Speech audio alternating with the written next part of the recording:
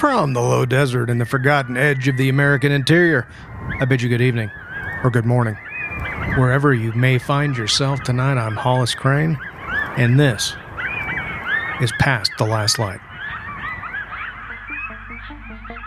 Tonight, we're going to talk about a chair. A folding chair. A perfectly ordinary aluminum folding chair. Green nylon webbing. A scuff on the left armrest that will not stay where it is put. 41 times it has been removed from one gravel driveway in central Missouri. 41 times, folks. And I will tell you tonight what removal number 41 involved and why the woman who lives at the top of that driveway has stopped being afraid. It's the reason she stopped that ought to concern us. But first, a few items crossing the wire tonight.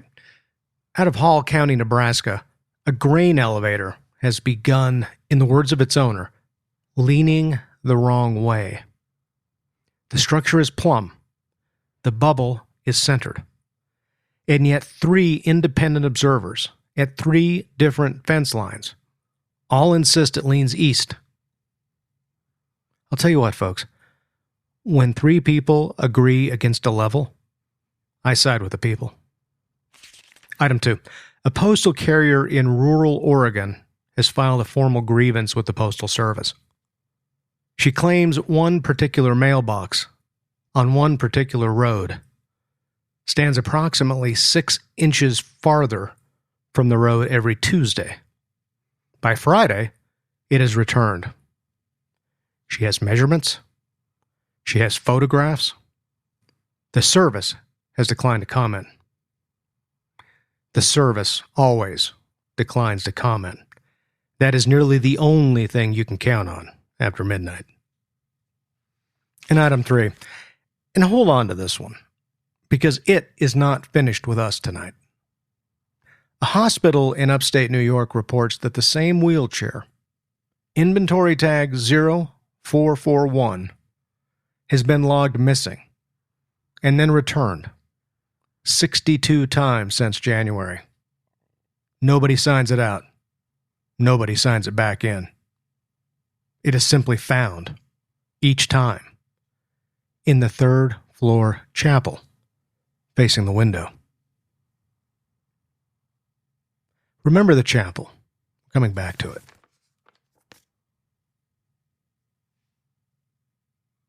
But the real story tonight, folks, concerns a chair and a driveway in a small town in central Missouri, whose name I gave my word I would not say on the air. Now, I'm going to take this one slowly because it deserves to be told correctly. And because what I am about to describe to you is on its face absurd. I know that. I want you to know that I know that. This past Monday, a little after 2 in the morning, the fax line here at the station started up, and it gave me 4 pages. From a woman named Eunice. Eunice is 73 years old, a widow. Lives alone in a modest house with a gravel driveway that runs down to a county road. And at the foot of that driveway, by the mailbox, sits a folding chair. Aluminum frame, green nylon webbing. The kind you might have bought at a hardware store in 1986 for $6.95. Eunice did not put it there. She did not buy it. She does not know whose it is. And she has removed it. And here is where the evening starts to tilt, folks. She has removed it 41 times. I want to walk you through this because the escalation matters. It always matters. The first time, late August, she carried it to the curb on trash day. The sanitation men took it. She watched them take it. She waved. They waved back. The next morning, the chair, foot of the driveway, same webbing, same scuff on the left armrest. The second time, she drove it across town to a thrift store. She has the receipt. She has a witness, the young man behind the counter, who has since, I should tell you, stopped returning her calls. The next morning, the chair. She has tried, and I'm reading from her letter now as she wrote it, comma for comma. Quote, a dumpster behind the Walgreens, the municipal landfill in the next county, the bed of my nephew's pickup bound for Tulsa. And on the 39th time, Mr. Crane, a bonfire. Unquote. Folks, she burned it. She has a photograph of the chair on fire. Green webbing curling. Frame going black. She stood there and watched it burn for 90 minutes. The next morning, the chair, unburnt, webbing intact, foot of the driveway. I have the photograph of the fire on my desk right now. And I have the photograph from the following morning. And the scuff on the left armrest is in the same place. Those two photographs have been on my desk for 3 days, folks. And I am no closer to them than you are right now. But we are a long way from done tonight. We'll come back to Eunice and to the cassette tape she mailed me in just a moment. But first, I want to take a minute, as I do, for the people who keep this signal on the air. I'm talking about the Halloran Radio Company. And the radio I want to tell you about tonight is the Halloran Longwave. Now, everything sold to you these days is designed to be replaced. You know it. I know it. The telephone in your pocket is already dying the day you buy it. And they are not sorry. The Longwave is not that kind of machine. It is a low-frequency receiver, built for the bands where signals travel slow and far. The frequencies that take their time. Steel chassis, hand-wound coil, a tuning wheel with a weight to it. So the dial arrives where you send it. The man who assembles them, one man. Folks, I've spoken to him on the telephone. Told me a Longwave has never once come back to the factory. Every unit ships with a warranty card. In 40 years, no one has ever filled one out. And no one, so far as the company can determine, has ever thrown one away. They get handed down. That's what happens to them. They outlast us, and they get handed down. The Halloran Longwave, call the number. Tell them you heard it here, past the last light. Now, before the break, I told you about 40 removals. Here's what I did with all of it. I consulted Dr. Ileana Marco, folklorist, University of the Coastal Plain. And I give you her name and her chair because we do not traffic in anonymous experts on this program. I read her the letter over the telephone, start to finish. And when I got to the fire, she did not laugh. And I noticed that she did not laugh. She was quiet for a long time. And then she said something I've been turning over for 3 days now. She said, and I'm quoting from my notes, Hollis, objects that return are almost always objects that were given. Find out who gave it. I asked her what she meant by that. She said she didn't know. She said that is simply what the literature suggests. So I called Eunice back, and I asked her, gently,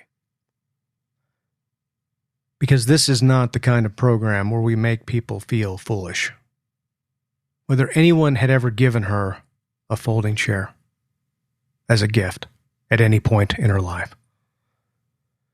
She said no. And then she paused and she said, quote, "My husband had one in the garage for fishing, but that chair was blue." Her husband passed in 2009. She went out to the garage that night after we hung up. The blue chair is still there, right where he left it, cobwebbed, untouched. So it is not that chair. I want to be fair about that. It is not that chair. Now, the tape. Removal number 40, last Wednesday. Eunice set a small cassette recorder on her porch rail, pointed it at the driveway, pressed record at sundown, and let it run. By her notes, the chair was not present at 10 minutes past 3 in the morning. By sunrise, it was. She mailed me the cassette. I have it queued on the studio deck right now. This is approximately 3:11 a.m. Listen carefully. Don't strain. Just listen.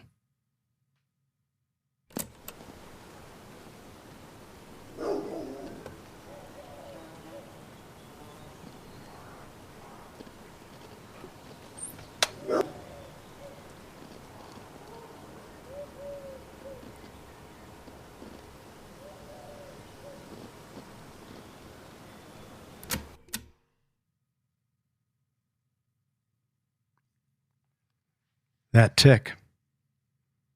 I have listened to it perhaps 50 times. I had our engineer put it on a scope, and he tells me, his words, it is consistent with the sound of a folding chair being unfolded once. Not set down, not dragged. Unfolded. There are no footsteps before it. Folks, there are no footsteps after it. And the dog. Did you hear the dog? Barking on its own easy schedule all night long. The bark that starts right after that tick does not finish. It doesn't trail off. It doesn't yelp. It stops in the middle, clean, like a needle lifted off a record. That dog belongs to a neighbor a quarter-mile up the road. His name is Duke. Eunice tells me Duke has barked at that driveway every night for 11 years. He has not barked since.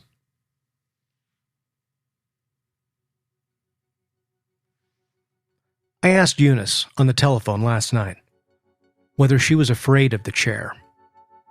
She said no. She said she stopped being afraid of it some time ago. And when she said the thing I have not been able to put down since, she said, quote, "Hollis, I think it's just waiting for somebody to sit in it," unquote.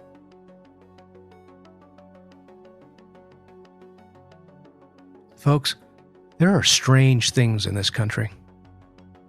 There are mailboxes pacing off their Tuesdays in Oregon, and a grain elevator in Nebraska leaning against the arithmetic.